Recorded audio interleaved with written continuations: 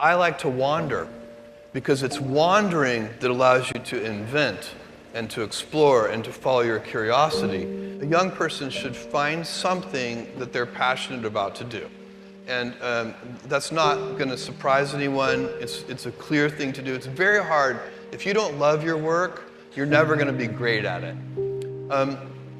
I think the other thing I would suggest to any young person, even before they start their career, is to really think about their choices. Because I find young people, and when I was young, I made this mistake too.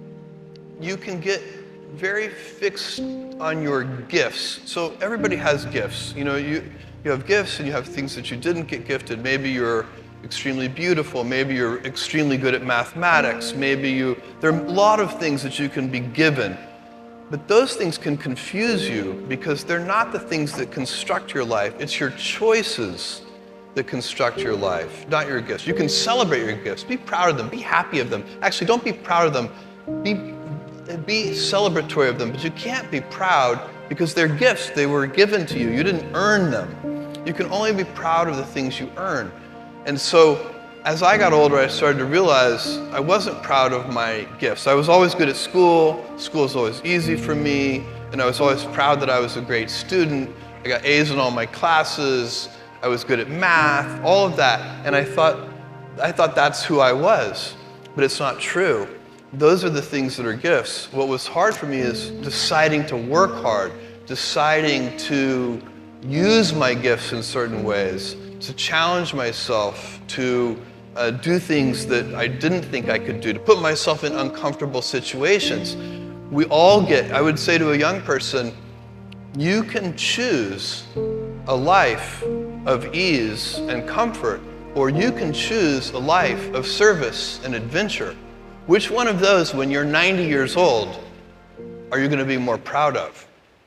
I often tell people that I work with, if you can because people have very high standards for how they want their work life to be.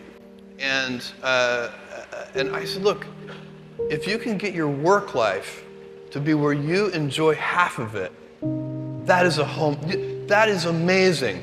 Because very few people ever achieve that. Because the truth is, everything comes with overhead. That's reality. Everything comes with pieces that you don't like. You could be a Supreme Court justice, and there's still going to be pieces of your job you don't like.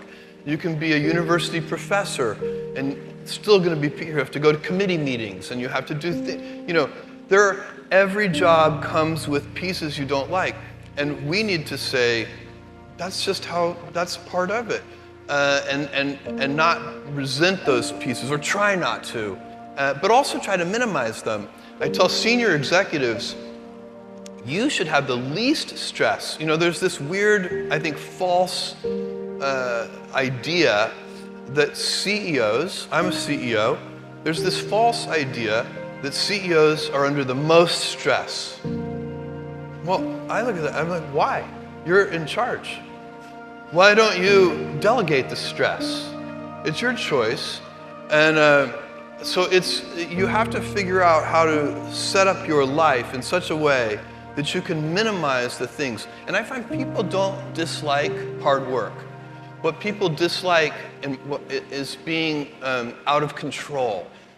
Like they can't control their life. They can't control their environment. This happens to me when I get overscheduled. I hate being overscheduled. I want some time to be able to think and free myself.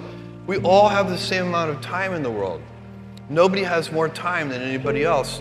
You have to guard your time and try to stay a little bit flexible.